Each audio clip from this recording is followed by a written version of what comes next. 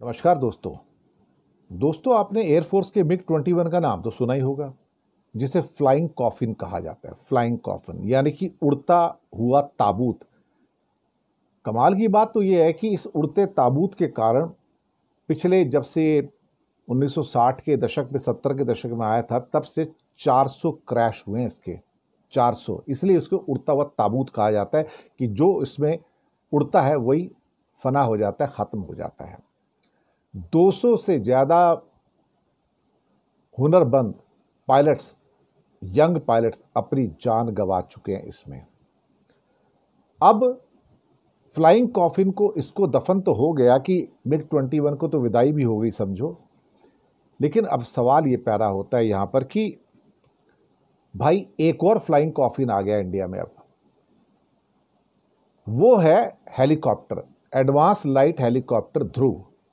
इसे अब उड़ता हुआ कॉफिन यानी कि ताबूत कहा जा रहा है।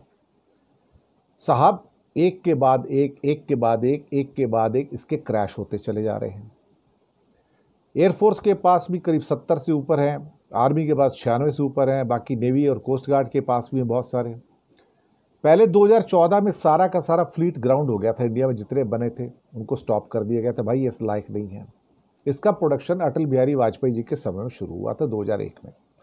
फिर 2023 में फिर से इसका पूरा का पूरा जो फ्लीट था फिर उसको ग्राउंड कर दिया गया, क्योंकि फिर इतने ज़्यादा इसके क्रैश हो रहे हैं, इतने ज़्यादा क्रैश।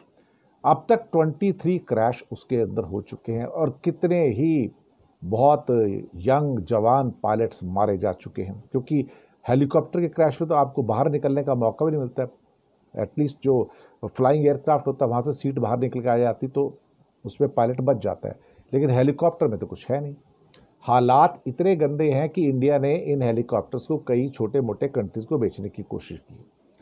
कुछ वर्ष पहले उन्होंने इक्वेडोर को सात हेलीकॉप्टर बेचे थे, और इक्वेडोर में जब पहली बार जब उसमें 7 में से एक क्रैश होता है तो उसने कहा कि तुम्हारा प्रोडक्ट बिल्कुल रद्दी है, तुम वापस ले लो, ये हिंदुस्तानी प्रोडक्ट हमको नहीं चाहिए।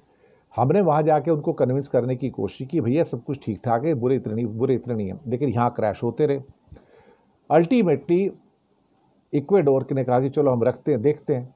अब तक 7 में से 4 क्रैश हो चुके हैं इक्वेडोर के अंदर, ये ध्रुव हेलीकॉप्टर जो उड़ता हुआ ताबूत है। और बाकी 3 सुनने में आया कि उन्होंने शायद रफा दफा कर दिए औने पौने भाव पे, जो भैया इसको खरीदना चाहे ले जाए, हमें ये उड़ते ताबूत नहीं चाहिए। अब आपने कल एक पिक्चर देखी होगी साहब कि गंगा में जहां बिहार में बाढ़ आई हुई है, एक ध्रुव हेलीकॉप्टर कुछ राहत सामग्री लेके आ रहा था लोगों में बांटने के लिए। अब हालात ऐसे हो गए साहब वहां पर कि वो हेलीकॉप्टर खुद ही डुबकी मार गया उसके अंदर, गंगा के अंदर। मतलब उसमें खराबी आ गई और वो बाढ़ के पानी में उसको उतरना पड़ा और क्रैश हो गया साहब वहां पे।